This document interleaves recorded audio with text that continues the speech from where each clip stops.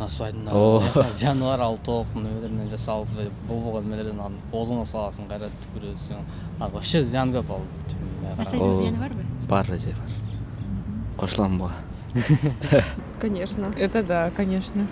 Насыбайдын зыяны бизде мен өз көзүм менен көргөнмүн, рак айланган адамдарды тилдин астындагы тамырларды кургатып, ошол астынан кийин рак айланган адамдар көп болгон. Насыбай аябай зыян, акиташты кошот да.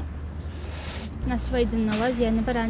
Насыбай ар кандай нерселерден жасалат. Ооз рагын алып келиш мүмкүн да, ошо ооздун ээктикин мисалы өзгөчө тил рагын алып келет. Көргөнбүз андай балдардын ооругандарын. Жаман каалабайбыз андайды эч кимге. Насыбайдын зыяны андан.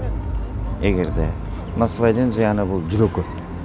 Ошондой эле адамдын көрүүсүн начарлатат. Ошондуктан ошондой эле насыбай ооз көңдөйүн жейт. Башкача айтканда тилдин, тамандын көңдөйлөрүн жеп салат. Ал кетпейт, оозду адыметтирет. Ошондуктан насыбайдын да чоң зыяны бар. Насыбайдыкы тамекиден караганда көбүрөөк. Анын сүйлөө ричин, башкача айтканда анын адамдын сүйлөөсүнүн бузулушунун тил бузулат да, тилдин астында чайналат да. Ошондуктан насыбайдын да чоң зыяны бар. Мен бүгүнкү жаштарга айтар элем, тамекисиз, насыбайсыз жашагыла деп. Насыбай андан да хуже. Насыбай дагы.